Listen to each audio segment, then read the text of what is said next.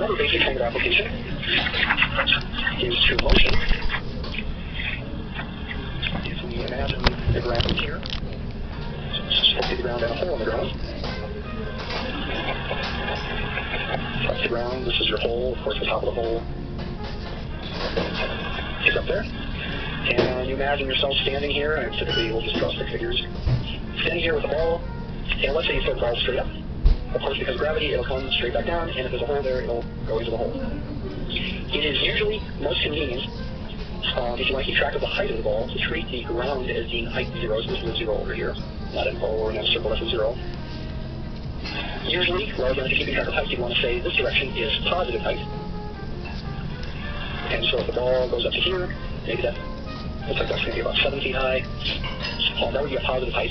So then when the ball comes back down and goes into the hole, you could of course say, if the ball was right here, that the ball was 3 feet, say, below the ground level, but it is convenient to consider that to be height negative 3 feet or position negative 3 feet. When dealing with this kind of motion, that is more convenient than always saying 7 feet up or 3 feet down. Just say height 7 or height negative 3, or alternatively position 7 or position negative 3. It's a convenience. It helps make things cleaner. So that's the video up today. That's the first video. I want to emphasize one more aspect about applications of addition and subtraction. Of course, the most basic kind of application of addition is that if you've got, for example, 2 groups of things, in this case these are supposed to be nickels, 2 nickels over here and 3 nickels over here, and you combine them, how many nickels do you have altogether? Of course, it's 2 plus 3 equals 5 nickels altogether. When you think of subtraction as taking away, you'd always want to subtract a smaller number from a larger number when you're thinking of it that way. So the addition here is illustrating that 2 plus 3 equals 5. The subtraction is, I take away 4 of these, is illustrating that 5 minus 4 equals 1. Take away 4 nickels, you're going to have 1 left over. This kind of application, if you will, doesn't work, of course, if you are subtracting a bigger number from a smaller one. You can't have a negative number of nickels. That's one comment I want to make here. The other comment I want to make to finish off the video is that if you also have some quarters, let's say you have 3 quarters. Now let's go back to saying you have 5 nickels. If you wanted to take the 5 nickels and the 3 quarters and add them, technically speaking, to say you get 8, you'd want to change the units to being coins instead of nickels and quarters individually. Whenever you add or subtract things in applications, you want to make sure that the units match up. So if I've got 5 nickels and 3 quarters and I add them, I don't want to say that's 8 nickel quarters or something like that. If I wanted to add them to get 8, I want to change my units to something more broad than nickels and quarters. I want to change it to, say, coins. 5 coins plus 3 coins equals 8 coins altogether. So that's the basic idea with applying addition and subtraction.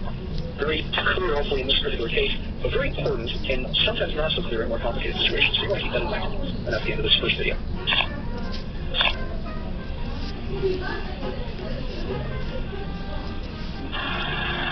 Hello, my name is Bill Kinney. I'm a professor of math at Bethel University in St. Paul, Minnesota.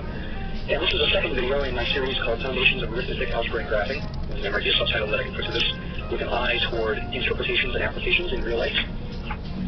This again is video number 2 about natural numbers, whole numbers, integers, addition, and subtraction, part 2. In this video, I'll focus mostly on the algebraic kinds of properties that we started discussing in the previous video. And if we have time, we'll get to graphical properties. Quick review. The natural numbers again, we're counting numbers starting at 1 and going up by 1 every time to 2, then 3, then 4, then 5, then 6, etc. One property I mentioned in the last video is that natural numbers are closed with respect to addition. That means if I add any 2 natural numbers, 7 plus 11, I would get another natural number like 8. This would be 18. I'm not going to get a non-natural number like 17.5 or something like that.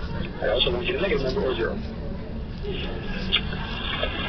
On the other hand, the natural numbers are not closed with respect to subtraction. Not closed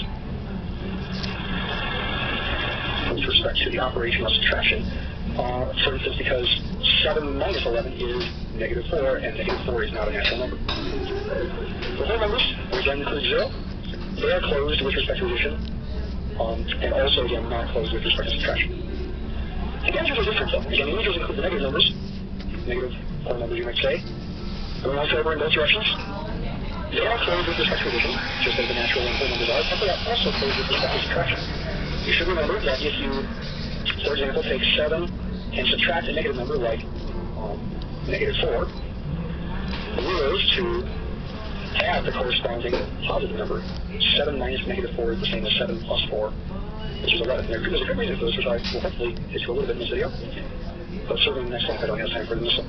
So let's say subtract a negative number, for example, and because of this, and because of the fact that, for example, 7 minus 11 is negative 4, which is an integer, the integers are closed with respect to both addition and subtraction.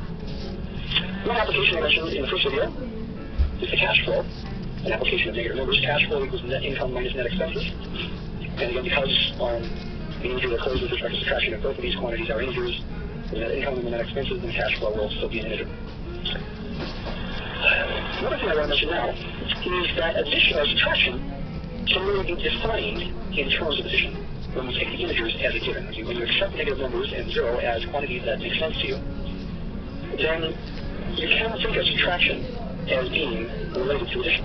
How so? Well, for example, 7 minus 4 can be interpreted, can be defined, if you like, in terms of addition once you accept the integers as a given as 7 plus negative 4. 7 plus negative 4. Both cases, they give you 3.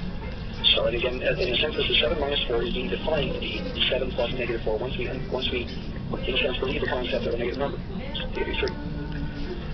That might not seem like a big deal, but it is a big deal. And let me highlight it in another way. Another property that addition has, that I want to mention now, is that it satisfies something called the commutative property. 7 plus 4 is 11, and that's the same as 4 plus 7. But subtraction does not. 7 minus 4 is 3, but 4 minus 7 is negative 3. That might seem a little paradoxical, since I said that subtraction can be defined in terms of addition. How does that work then? Why is subtraction not commutative? Well, let's think of 4 minus 7 in terms of addition. This is the same as 4 plus negative 7. And the reason you don't get the same thing is that you really are adding two different things in once. In doing 7 minus 4, you are really doing 7 plus negative 4. On the other hand, in doing 4 minus 7, you are really doing 4 plus negative 7. It's a different addition, giving you a different number in this case, 3 and negative 3. What about other kinds of applications? And what's the relevance for other kinds of applications? I'll go back to the height example. It's right here. Again, here's the ground. Here's a hole in the ground. You're standing right there with the ball. You're going to throw the ball up. Let it fall back down. As far as keeping track of the position of the ball, in the previous video I mentioned that negative numbers are useful. And let's use our imaginations. Let's pretend we do this experiment of throwing the ball. And initially the ball goes from wherever you let go of it. And, well, actually, let's say you let go of it at height, positive 3 feet.